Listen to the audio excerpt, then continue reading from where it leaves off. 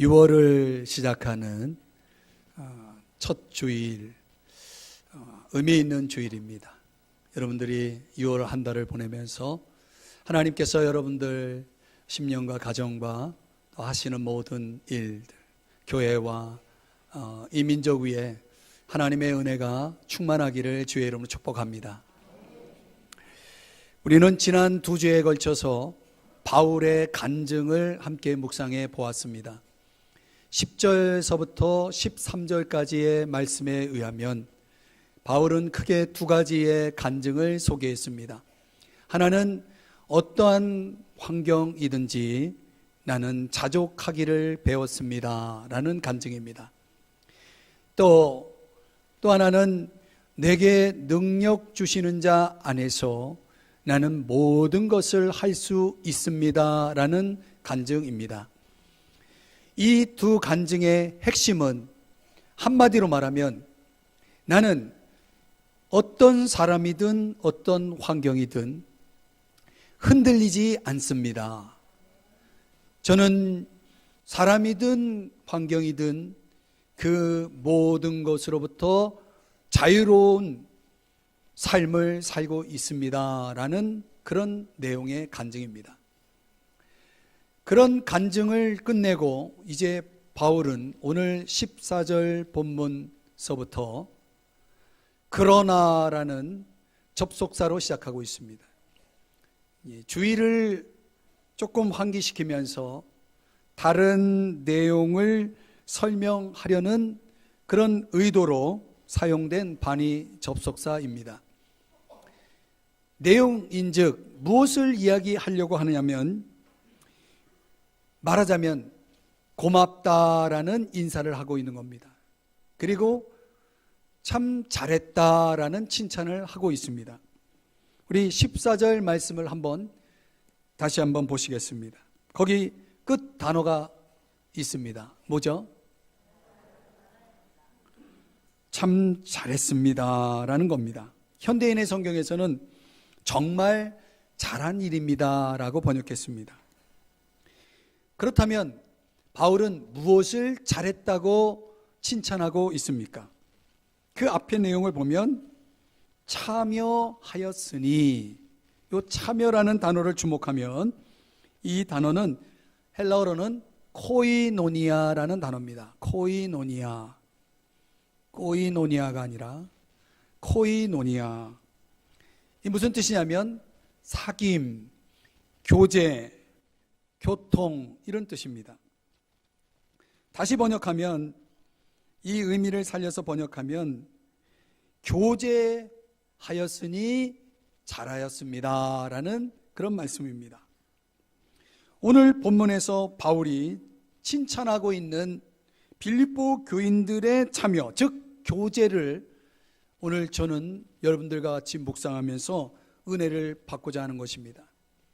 어떤 교제를 했길래 바울은 빌립보 교회 성도들에게 감사하고 또 그들을 칭찬하고 있습니까? 빌립보 교인들이 바울과 나눈 교제는 오늘 14절, 15절, 16절에서 3가지를 소개해 주고 있습니다.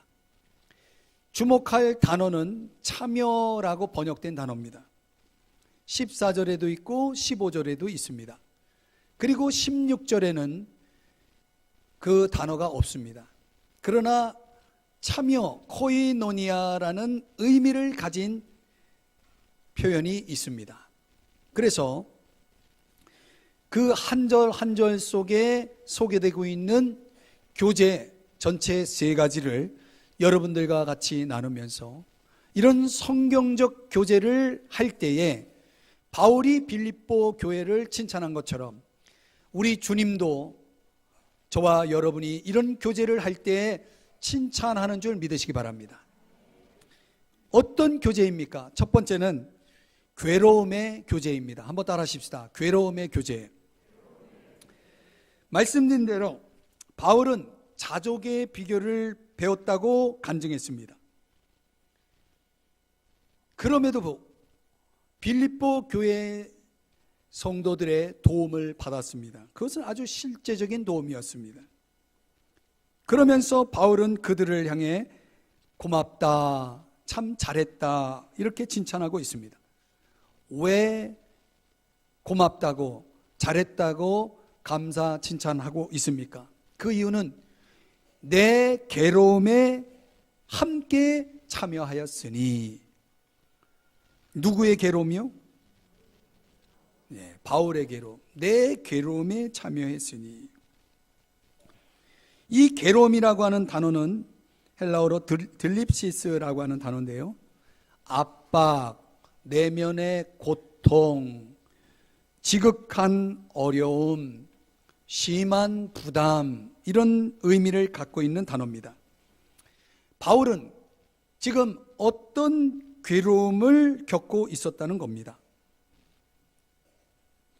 누가 여러분의 괴로움을 압니까?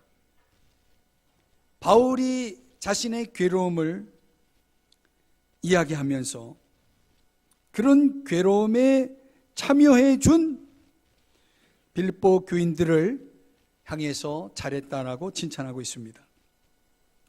다른 성경 고린도전서 4장에 보면 바울이 예수님의 복음을 전하는 일에 자신의 삶을 바친 사람입니다. 그러면서 복음 전하면서 많은 어려움이 있었어요. 그 많은 어려움의 내용을 고린도전서 4장 9절 이하 13절에서는 이런 내용들을 소개합니다. 굶주림, 목마름, 헐벗음, 매맞음, 심지어 마치 쓰레기만도 못한 취급을 받는 일까지 겪었다라고 그렇게 이야기를 합니다.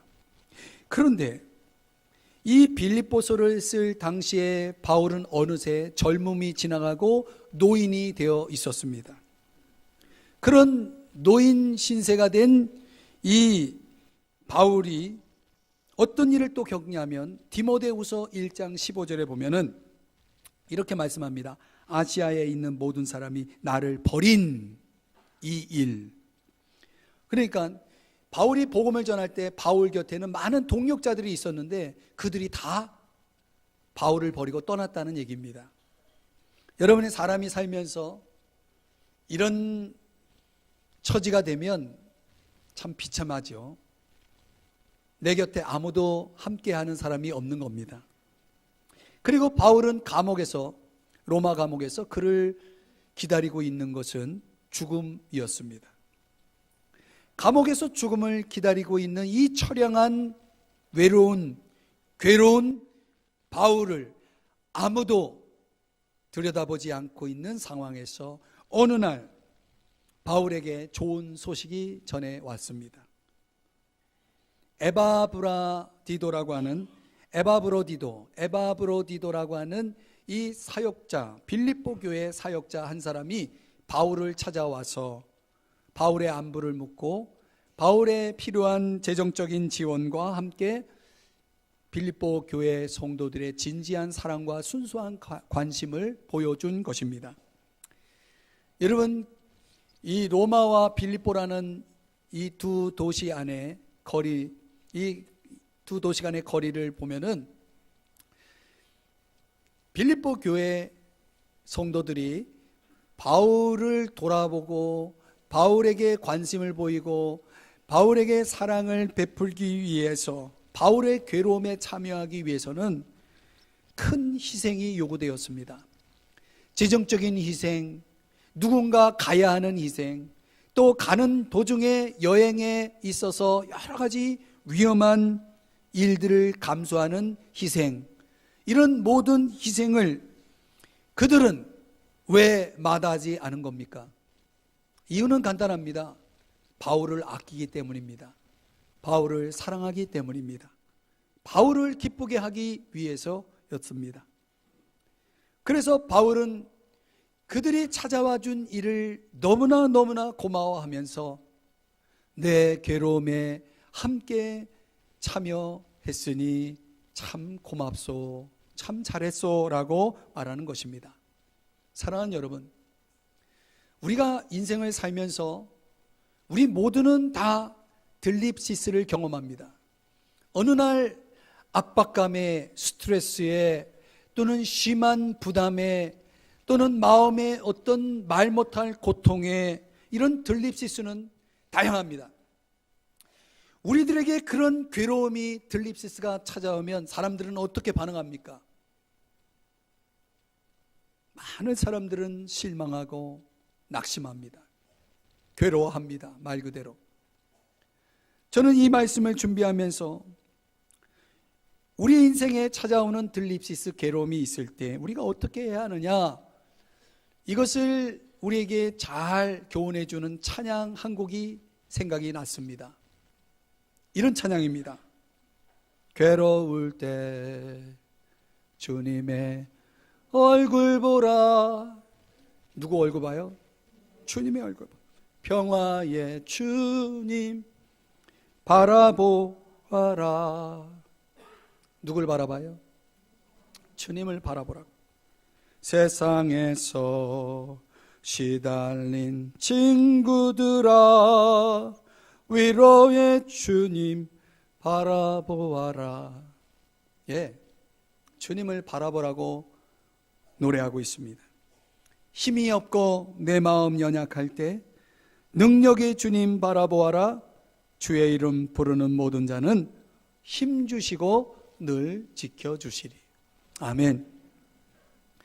여러분의 삶 속에 찾아오는 괴로움이 있다면 이 찬양처럼 주님께 맡기시기를 축복합니다.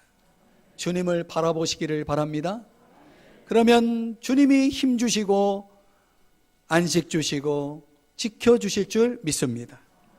그런데요, 저는 오늘 본문의 성경의 강조점은 괴로움이 있을 때 주님을 바라보라는 그런 차원이 아니고, 그 들립시스를, 괴로움을 서로 나누는, 수평적으로 다른 사람에게 서로 나누는 괴로움의 교제를 가지라고 강조하고 있다는 겁니다.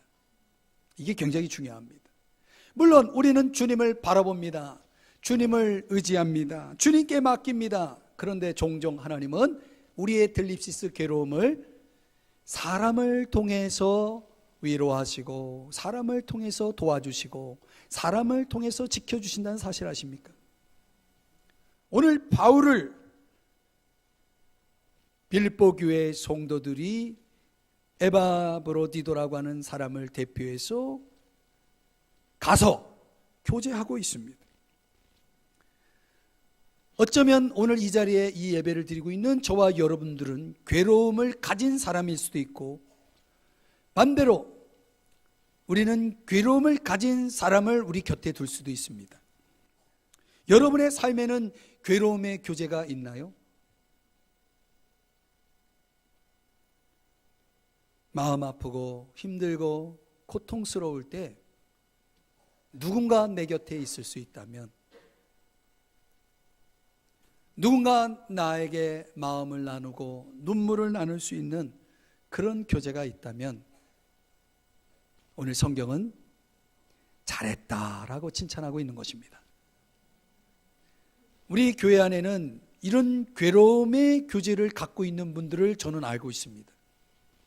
또 그런 교제가 우리 교회 공동체 안에 있다는 것에 저는 감사합니다.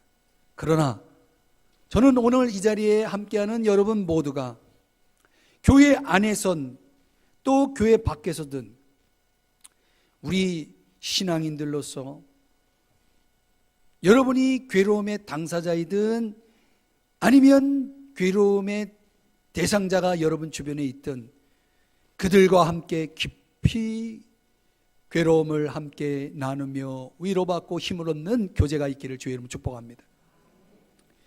두 번째로 오늘 바울이 칭찬하고 있는 교제는 사역의 교제입니다. 한번 따라 하십시다. 사역의 교제. 15절 말씀을 우리 같이 함께 읽어보겠습니다. 시작. 빌립보 사람들아, 너희도 알거니와 복음의 시초에 내가 마게도냐를 떠날 때에 주고받는 내 일에 참여한 교회가 너희 외에 아무도 없었느니라. 아멘. 여기 참여라는 단어가 나오죠. 빌립보 교인들이 내 일에 참여한 교회가 너희 외에 아무도 없었느니라. 바울이 그렇게 언급하고 있어요. 여기 내 일, 일이라고 할 때 일은 사역을 얘기합니다. 그러니까 바울의 사역이죠. 바울의 사역에 참여한 교회니까 바울의 사역에 함께 교제를 나눴다는 것이죠. 어떻게 그들은, 바울과 빌립보 교회는 사역의 교제를 어떻게 나누었을까? 그 해답이 바로 앞에 나옵니다. 주고 받는 내 일. 한번 따라 하십시다. 주고 받는 내 일. 자, 저를 보시죠. 이 주고 받는 이라는 이 단어가 여러분 굉장히 중요한 단어입니다. 제가 그 의미를 설명해 드리려고 합니다. 저를 보세요. 우리가 이 주고받는다라고 하는 것은 동등한 관계이다라는 것을 강조합니다. 예를 들면 이런 겁니다. 바울이 빌립보 교회를 개척할 때에는 그 개척 멤버로 있는 빌립보 교회 성도들은 영적으로 말하면 어린 아이들이었습니다. 영적으로 어린 거예요. 여러분, 어린 아이들은 일일이 다 부모의 손에 의해서 도움을 받고 성장하잖아요. 그러니까 바울의 손이 미치지 않는 것이 없을 만큼 모든 것이 바울의 손에 의해서 다 이루어졌어요. 그런데 빌립보 교회 성도들은 그야말로 어린 아이와 같았습니다.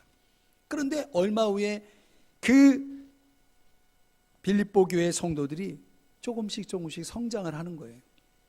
그런데 신앙의 성장을 이룬 그 빌립보 교회 성도들이 어느 날부터는 받기만 하지 않고 이제는 바울에게 주기도 하는 겁니다. 주고받는 교제라고 할 때에 우리는 상하, 위아래가 없는 것입니다. 동등한 입장에서 주고받는 것입니다. 이런 교제야말로 진정한 교제라 할 수 있습니다. 우리가 뭔가 주고받기 위해서는 줄 것이 있어야 됩니다. 그렇죠?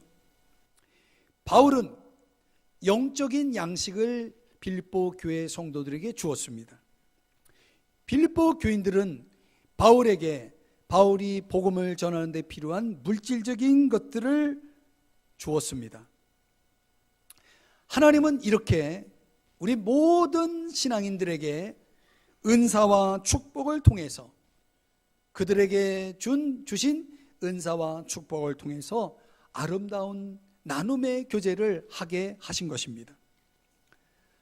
이 원리를 오늘날 현대교회에 적용하면 어떤 사람은 성경을 가르치고 어떤 사람은 물질적인 도움을 주고 어떤 사람은 여러 가지 음악적인 재능 또는 기술적인 재능을 가지고 또 다른 사람들을 돕고 어떤 사람은 아무것도 나눌 게 없어요. 그런 사람들은 시간을 또 자신의 몸을 나누면서 열심히 봉사를 하는 것입니다.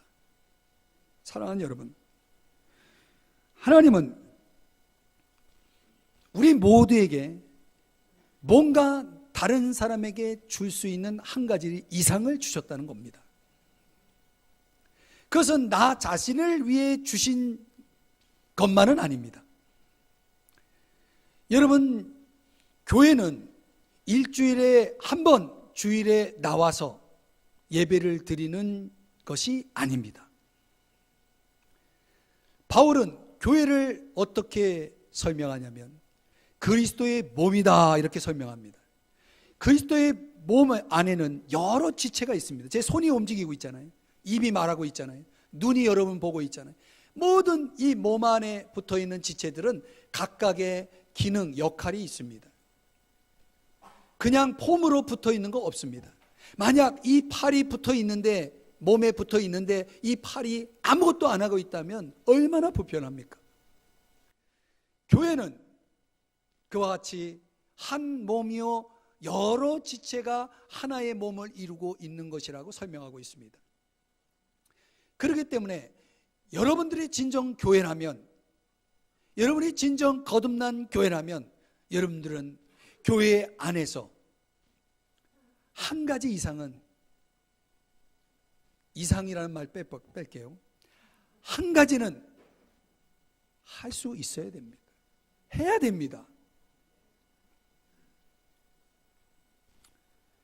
우리 신앙인들은 적어도 한 가지 은사를 하나님이 주셨기 때문에 그걸 통해서 하나님께 영광을 돌릴 수 있고 다른 사람들에게 덕을 세울 수 있는 것입니다. 이 주고받는다라는 이 단어는 헬라어로는 두 단어의 합성어입니다. 하나는 도시스, 또 하나는 램프시스. 상업용어인데요, 주다라는 도시스와 받다라는 램프시스가 결합됐는데 그 사이에 원어에는 카이라는 접속사가 붙어 있습니다. 카이란 그리고, 주고 그리고 받다라는 뜻입니다. 그래서 이 두 단어가 합성어로 되어서 어떤 뜻을 갖냐면, 그 당시 성경이 쓰여질 당시에 상업용어로 거래계좌라고 하는, 거래계좌, 여러분 통장 같은 거 있잖아요. 거래계좌라는 뜻을 가지고 있는 겁니다. 사업을 하시는 분은 이런 거 잘 알 거예요. 사업을 하는 사람들은 법인 통장을 가지고 그것에 따라서 수입이 얼마나 들어오고 지출이 얼마나 들어오느냐에 따라서 그 사업의 운영에 대한 꼼꼼한 것들을 이렇게 꼼꼼하게 챙기죠. 어떤 사람은 수입만 있고 지출이 없거나 어떤 사람은 지출만 있고 수입이 없다면 그 경영은 뭔가 문제가 있는 거죠. 잘못된 거죠. 그럴 수 없는 겁니다. 수입이 있고 지출이 있고, 또 어떤 경우에 수입이 많으면 그 많은 수입을 어떻게 씁니까? 앞으로 사업에 더 나은 어떤 아이템을 가지고 투자를 하고, 그래서 더 많은 그런 수입을 올리려고 노력을 합니다. 영적인 원리도 똑같습니다. 영적으로 우리들에게도 통장이 있어서 수입이 있고 지출이 있어야 됩니다. 말하자면 영적 통장에는 은혜라는 수입이 있습니다. 은혜가 막 들어옵니다. 은혜는 막 들어오는데 어떤 사람은 은혜만 받고 지출이 없습니다. 은혜를 나누지 않습니다. 그런 사람들은 문제가 있는 겁니다. 신앙적으로 문제가 있는 겁니다. 성경적인 신앙이 아닙니다. 왜 하나님은 우리에게 은혜를 주십니까? 은혜를 쌓아놓으라고 주시는 것이 아니고 은혜를 사용하라고 주시는 겁니다. 여러분이 어떤 은혜를 가지고 있다면 그 은혜는 통장에 넣어두라고 주신 것이 아니고 쓰라고 주신 겁니다. 빌립보 교회는 주고받는 사역에 동참했습니다. 근본적으로는 바울의 복음 전파를 위해서, 즉 하나님 나라 확장을 위해서 함께 참여했다는 겁니다. 어떻게 해요? 선교비를 지원함으로.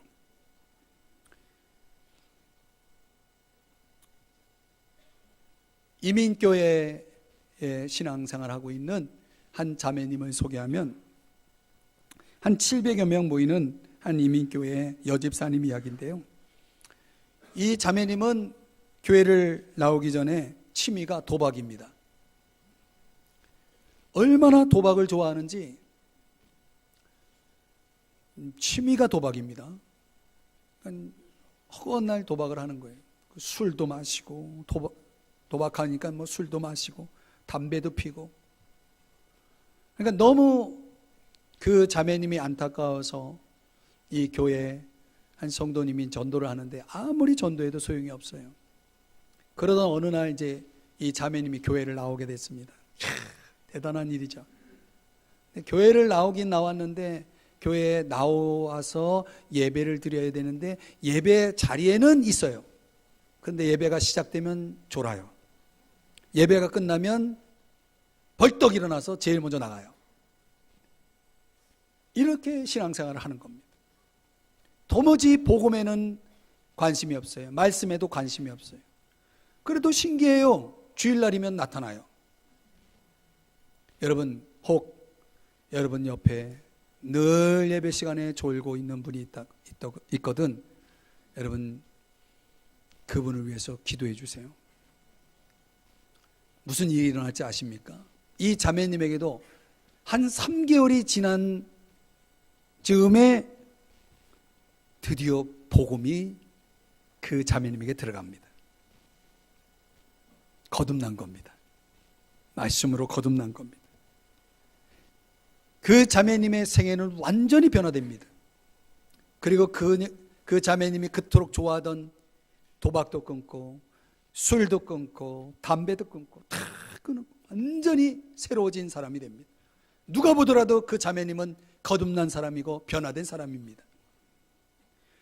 이 변화된 자매님이 어느 날 예배를 드리는데, 어느 주일에 예배 드리는데 목사님이 설교 시간에, 여러분, 거듭난 그리스도인에게는 하나님이 한 가지씩 은사를 주셨습니다. 한 가지씩 은사를 주셨으니 그걸 좀 적어서 교회에 내십시오 라고 말씀을 했습니다. 이 자매님이 아무리 생각해봐도 자기에게는 하나님이 주신 은사가 별로 없는 것 같아요. 그러다가 하나님 앞에 도대체 뭡니까 하고 기도를 하는데 하나님이 한 가지 깨닫게 해주셨대요. 그게 뭐냐면 청소. 그래서 청소라고 썼다는 거예요. 그리고 그 이민교회는 학교 건물을 이렇게 렌트해가지고 사용하는 겁니다. 그러니까 아주 건물이 크잖아요. 그런데다가 화장실도 크고. 화장실 청소라고 딱 쓰면서 주일마다 1시간이 일찍 교회 와가지고 청소하는 겁니다. 화장실 청소. 우리 교회 같은 경우도 옛날에는 여전도에서 또 구역에서 돌아가면서 와가지고 교회 이렇게 청결하게 하는 일들을 하고 그랬는데, 요즘은 우리 교회도 용역을 씁니다. 옛날에 이렇게 청소하는 그 즐거움이라는 게 있었어요. 이 자매님은 늘 주일마다 1시간 일찍 와가지고 청소하고 그리고 예배를 드리는 겁니다. 얼마나 하나님이 은혜를 많이 주셨겠어요. 거기에다가 남편이 예수를 믿지 않습니다. 어느 날 남편을 전도했어요. 그래서 남편이 교회에 나왔어요. 남편은 미국인입니다. 그 남편이 글쎄 시간이 지나서 그 교회 장로님이 되었다는 거예요. 여러분, 주고받는 일, 이 교제, 주고받는 교제라는 것, 하나님이 내게 은혜를 주셨습니다. 그 은혜는 반드시 흘러가야 됩니다. 안 그러면 그 은혜는 썩어 없어집니다. 무용해진다는 겁니다. 사람은 3가지 의식이 있어야 산대요. 이건 심리학에서 하는 얘기지만 들어보세요. 뭐가 있어요? 어떤 의식이 있어야 되냐면 3가지입니다. 첫째는 내가 다른 사람들에게 받아들여진다는 의식. 소속감이죠, 일종의. 2번째는 사람들이 나를 필요로 한다는 의식. 이게 가치감이죠. 아무도 나를 필요로 하지 않아요. 사람 못 살아요. 나를 필요로 한다는 건 얼마나 귀한지 모릅니다. 3번째는 신뢰감인데 내가 뭔가 할 수 있는 일이 있다는 거. 그 자매님은 뭘 할 수 있어요? 청소. 이 교회 안에 자기를 필요로 하고 있는 사람이 있었다는 것입니다. 사랑하는 여러분, 우리는 이런 의식이 있습니까? 이런 3가지 의식을 갖고 사는 비결은, 여러분, 제가 가르쳐 드릴게요. 주고받는 교제에 참여하는 겁니다. 사랑하는 여러분, 바울과 빌립보 교인들은요, 하나님께서 각자 그들에게 주신 은사를 가지고 주고받는 사역의 교제를 나누었다는 것입니다. 저는 우리 교회 안에 최근의 일만 보더라도 각자 자기가 하고 있는 일들, 세상에서 하고 있는 일들, 사업을 경영하든 직장을 다니든 여러 가지 일들을 하면서 교회 안에 곳곳에 필요한 섬김을 해주신 고마운 분들을 생각합니다. 저는 그것이 주고받는 사역, 주고받는 교제라는 차원에서 그분들을 마음속 깊이 감사하고 칭찬하고 있습니다. 주님도 그렇게 생각하시라고 봅니다. 살짝 교회 안에 어떤 변화가 일어날 때마다 그런 변화가 가능할 수 있으면 주고받는 이런 사역의 교제의 장으로 들어오는 분들이 있다는 증거입니다. 여러분, 이왕 인생을 살아갈 때 여러분 자신만 생각하며 살기를 원하시나요? 아무도 여러분을 필요로 하지 않고 여러분이 할 수 있는 일이 아무것도 없고 아무도 나를 받아주는 이 없는 그런 삶을 살기를 원하시나요? 주고받는 이런 사역의 교제의 장으로 여러분들을 초대합니다. 이런 사역의 장으로 들어오시기 바랍니다. 그런데 여러분, 이런 주고받는 사역은 교회 안에만 있는 것이 아닙니다. 여러분이 아는 정부가 지원하고 또 정부가 감당하고 있지 못하는 그런 영역에서 일하는 단체를 NGO 단체라고 얘기합니다.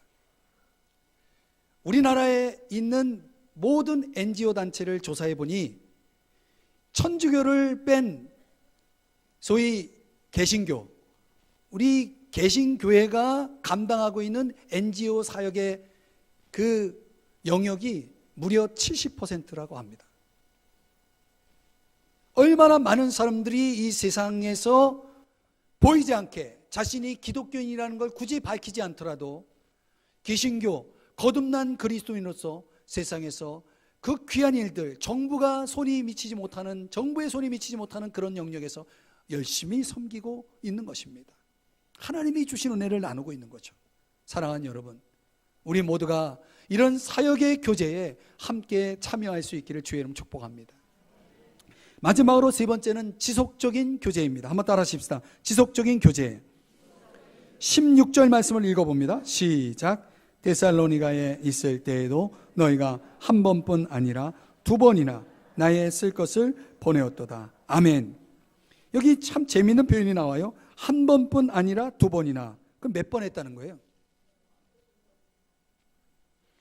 아니, 두 번 했다라고 하면 되지 굳이 한 번뿐 아니라를 붙인 이유가 뭘까요?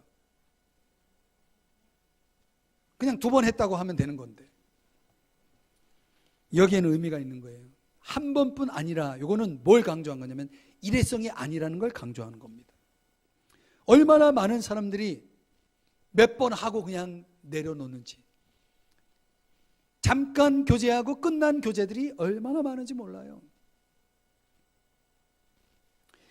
15절에 보면 복음의 시초에라는 표현이 나오는데, 이 빌립보서라는 편지를 기록할 때부터를 얘기하면은 이 빌립보 교회와 바울이 서로 교제를 나눈 기간이 이미 10년이라는 시간이 지났다는 것을 의미합니다.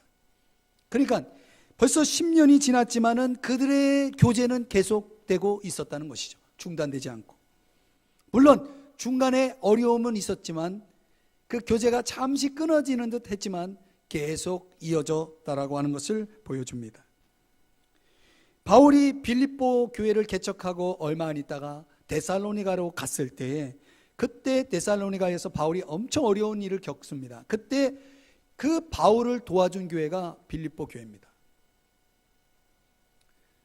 함께 있지 않아도 바울을 꾸준하게 지속적으로 돕는 일들을 빌립보 교회는 했다는 것입니다. 왜 그렇습니까? 바울에 대한 진정한 관심을 갖고 있었기 때문에, 바울에 대해서 기꺼이 헌신하는 마음이 있었기 때문에 가능한 것이죠. 저는 지금까지 제가 목회를 해오면서 이 설교를 준비하며 제가 개인적으로 돌아볼 때 참 저에게는 어려운 시기가 여러 차례 있었습니다. 그런 고비 때마다 하나님께서 인간 까마귀를 저에게 보내주셨습니다. 까마귀, 제가 말하는 이 까마귀는 엘리야라는 선지자가, 구약의 선지자가 왕의 핍박을 피해서 한 은둔처로 피신했을 때 하나님이 실제적인 까마귀를 통해서 고기와 떡을 물어다 주었다라고 하는 그런 성경적 근거를 가지고, 까마귀는 까마귀인데 사람 까마귀가 저한테 날라와서 저의 필요를 채우는 일이 있었습니다. 저는 그 인간 까마귀가 도대체 왜 저를 도와줬냐, 그 인간 까마귀가 도와준 게 아니고 그 사람은 심부름이고 누군가의 심부름을 받아서 저에게 전달을 해주는 겁니다. 근데 저는 이름도 몰라요. 얼굴도 몰라요. 그 사람도 저를 모를 테고 저도 그 사람을 모르는데 그 사람이 인간 까마귀를 통해서 저를 도와준 겁니다. 어떻게 얼굴도 모르고 이름도 모르고 아무것도 아는 게 없는데 그 사람이 어떻게 저를 도울 수 있습니까? 저는 이건 인간적으로는 불가능하다고 봅니다. 하나님의 은혜가 그 사람에게 임했던 것이죠. 저는 얼굴도 모르죠. 이름도 모르죠. 도대체 답답해요. 그래서 제가 하나님 앞에 이렇게 기도했죠. 하나님, 이름도 얼굴도 모르는 분이 저를 도와줬습니다. 제가 갚을 길이 없습니다. 주님, 그분을 축복해 주세요.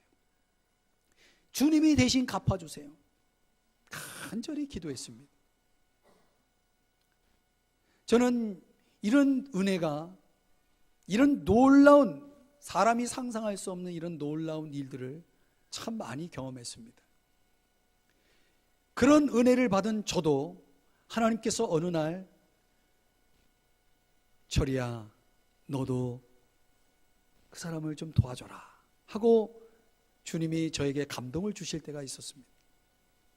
그러면 저는 또 인간 까마귀를 통해서 저의 이름도 얼굴도 가리고 그 누군가를 또 돕습니다. 저에게도 종종 그런 은혜가 있었습니다. 받는 은혜도 있었고 주는 은혜도 있었습니다. 여러분, 바울에 대한 빌립보 교인들의 이 섬김의 교제는 중단이 없었습니다. 이거는 인간적으로 불가능합니다. 사람이 안 보면 멀어지게 돼 있고, 멀어지면 관심이 떨어지게 돼 있고, 없어지게 돼 있습니다. 어떻게 그것이 가능했느냐? 이건 한마디로 하나님의 은혜였다는 것입니다. 영성가의 대가인 스티븐 하퍼라는 분은 이런 말을 했습니다. 그 사람이 진짜 영적인 삶을 살고 영적인 은혜를 받고 있는 증거, 영적인 삶을 살고 있는 확실한 시험이 뭐냐, 은혜가 뭐냐, 그 테스트 근거가 이거라고 말합니다. 공동체에 대한 욕구다. 다시 말하면 하나님의 은혜를 받은 사람은 그 마음이, 생각이 다른 사람을 향하게 돼 있다는 거예요.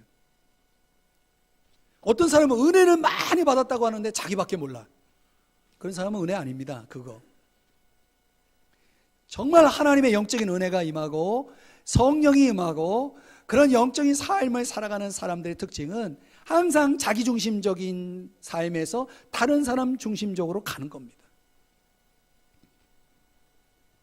여러분, 우리는 교제라는 장으로 나아갈 때 내가 좋아하는 사람이 있나 없나를 봅니다. 그건 세상적인 교제입니다. 성경적인 교제는 내가 좋아하는 사람을 찾아가는 게 아니고 같은 주님을 따르는 사람을 찾아가는 겁니다. 진정한 교제는 사람의 매력에 근거를 두지 않습니다. 하나님께 두는 것입니다. 지속적인 교제가 가능하기 위해서는 그 사람에게 하나님의 은혜가 임해야 됩니다. 저는 지금도 저와 지속적인 교제 가운데 있는 사람들이 있습니다. 벌써 수십 년이 지났지만 그럼에도 불구하고 그런 교제가 가능한 것은 저에게도 그에게도 은혜가 있기 때문임을 압니다. 얼마나 만나느냐는 중요하지 않습니다. 우화 가운데 꼬마 시계가 60초 곱하기 60분 곱하기 24시간 곱하기 365일 숫자가 계산이 되나요? 그만큼 똑딱거려야 한다는 생각을 하니 잠이 오질 않았습니다. 너무나 겁이 났습니다. 그 꼬마 시계를 보고 있던 할아버지 시계가 웃으며 이렇게 달랬습니다. 아가야, 초조해할 거 없단다. 나는 지금껏 세 세대에 걸쳐 살아오고 있다만 내 경험으로 미뤄보건대 너는 이것만 기억하면 돼. 그저 한 번에 한 번씩 똑딱거리면 돼.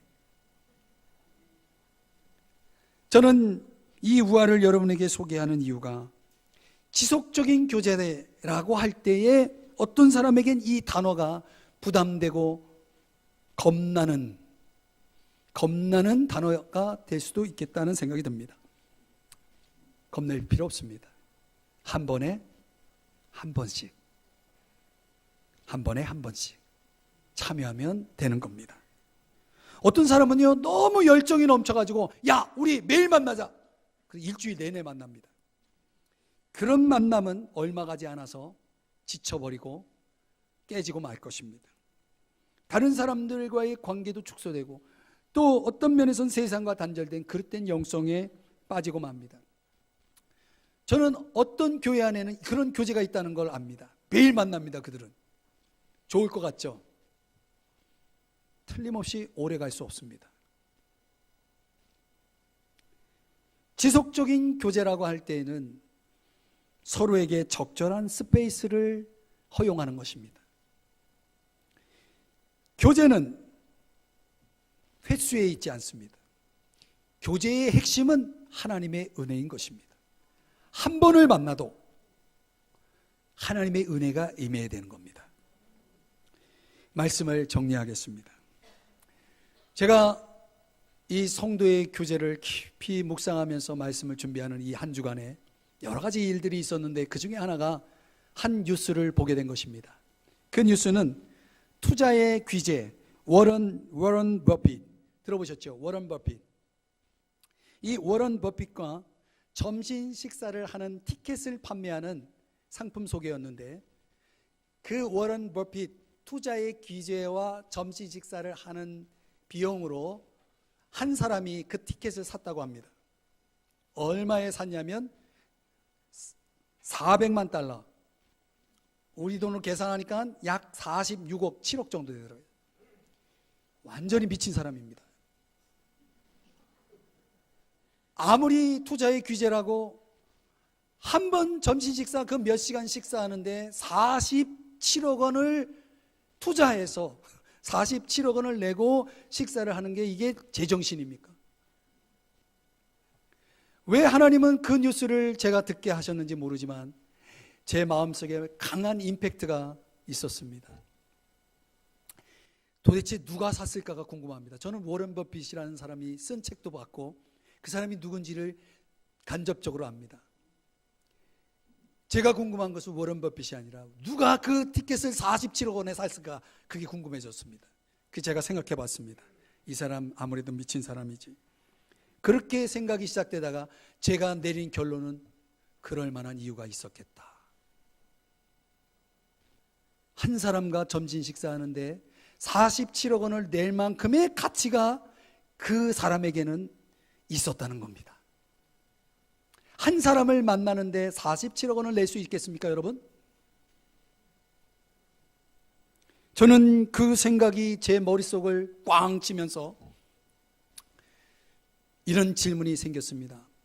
과연 우리는 성도 간의 교제를 위해서 한 번 만나는데 얼마만한 가치를 지불할 수 있을까? 여러분, 얼마큼 낼 수 있겠어요? 1,000원?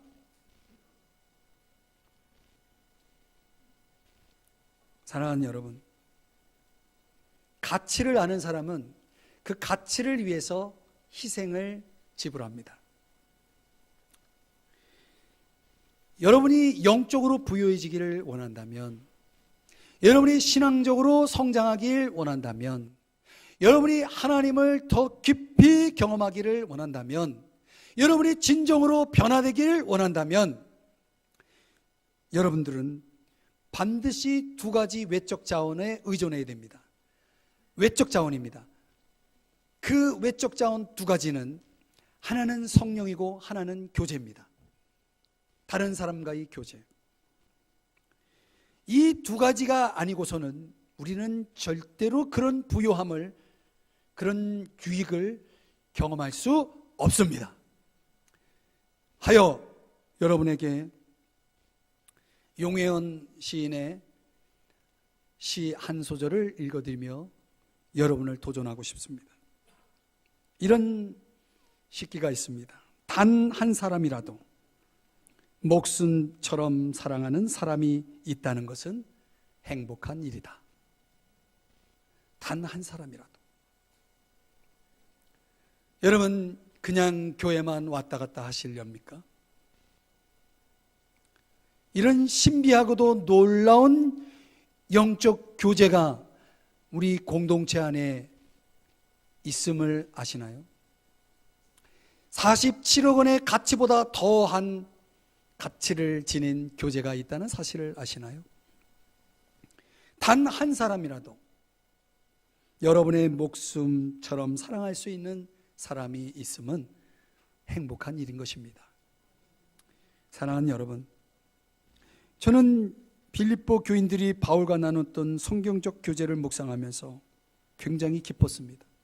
그리고 기대가 됐습니다. 그리고 이 설교를 들고 강단에 올라와서 여러분에게 나눴습니다. 우리 교회 안에 또 교회 밖에서 저는 이런 교제가 일어나기를 간절히 기도합니다.